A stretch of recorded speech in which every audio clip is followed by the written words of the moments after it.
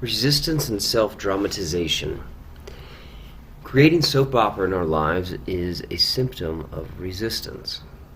I put in years of work designing a new software interface where you can get just as much attention by bringing home a boyfriend with a prison record.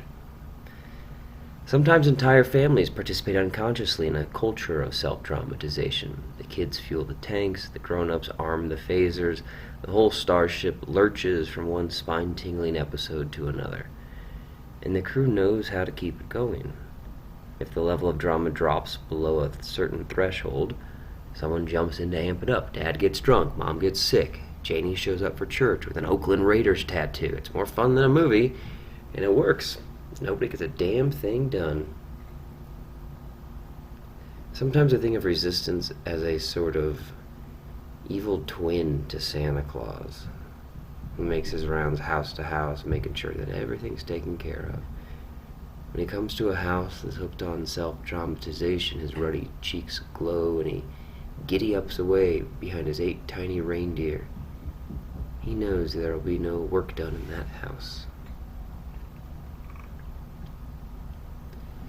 Resistance and self-medication. Do you regularly ingest any substance, controlled or otherwise, whose aim is the alleviation of depression, anxiety, etc.? I offer the following experience. I once worked as a writer for a big New York ad agency.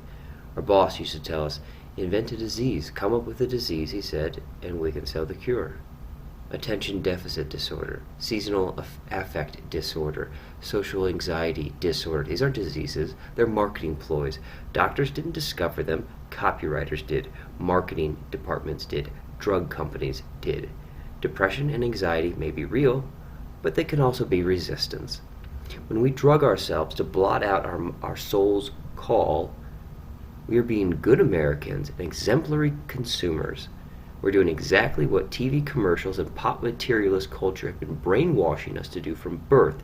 Instead of applying self-knowledge, self-discipline, delayed gratification, and hard work, we simply consume a product. Many pedestrians have been maimed or killed at the intersection of resistance and commerce. Resistance and victimhood. Doctors estimate that 70 to 80% of their business is non-health related. People aren't sick. They're self-dramatizing. Sometimes the hardest part of a medical job is keeping a straight face. As Jerry Seinfeld observed of his 20 years of dating, that's a lot of acting fascinated. The acquisition of a condition lends significance to one's existence. An illness, a cross to bear, some people go from condition to condition. They cure one, and another pops up to take its place. The condition becomes a work of art in itself, a shadow version of the real creative act the victim is avoiding by expending so much care cultivating his condition. A victim act is a form of passive aggression. It seeks to achieve gratification not by honest work or a contribution made out of one's experience or insight or love, but by the manipulation of others through silent and not so silent threat.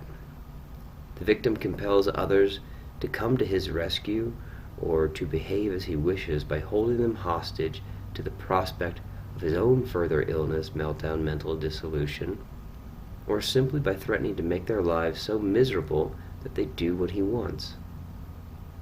Casting yourself as a victim is the antithesis of doing your work.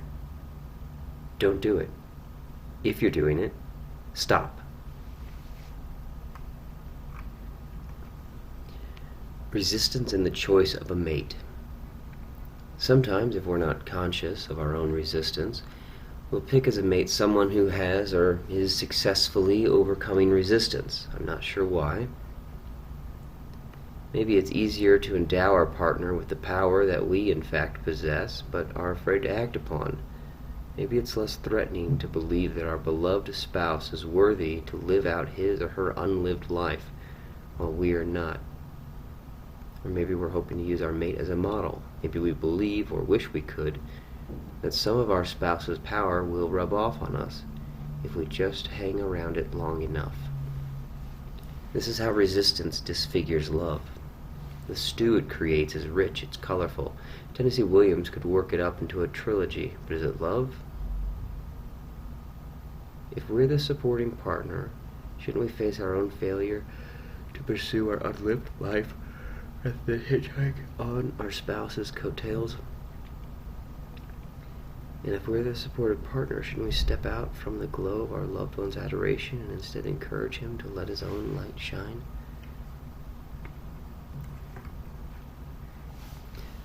Sometimes, if we're not conscious of our own resistance, we'll pick as a mate someone who has or is successfully overcoming resistance. I'm not sure why. Maybe it's easier to endow our partner with the power that we in fact possess but are afraid to act upon. Maybe it's less threatening to believe that our beloved spouse is worthy to live out his or her unlived life while we are not. Or maybe we're hoping to use our mate as a model. Maybe we believe or wish we could that some of our spouse's power will rub off on us if we just hang around it long enough. This is how resistance disfigures love. The stew it creates is rich, it's colorful. Tennessee Williams could work it up into a trilogy, but is it love? If we're the supporting partner, shouldn't we face our own failure to pursue our unlived life rather than hitchhike on our spouse's coattails? And if we're the supported partner, shouldn't we step out from the glow of our loved one's adoration and encourage him to let his own light shine? Resistance and this book. When I began this book, resistance almost beat me. This is the form it took. It told me, voice in my head, that I was a writer of fiction, not non-fiction, and that I shouldn't be exposing these concepts of resistance literally and overtly. Rather, I should incorporate them metaphorically into a novel. That's a pretty damn subtle and convincing argument. The rationalization resistance presented me with was that I should write, say, a war piece in which the principles of resistance were expressed as the fear a warrior feels.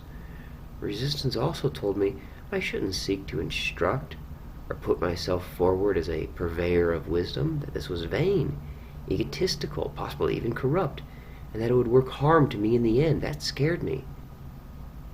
It made a lot of sense. What finally convinced me to go ahead was simply that I was so unhappy not going ahead. I was developing symptoms. As soon as I sat down and began, I was okay.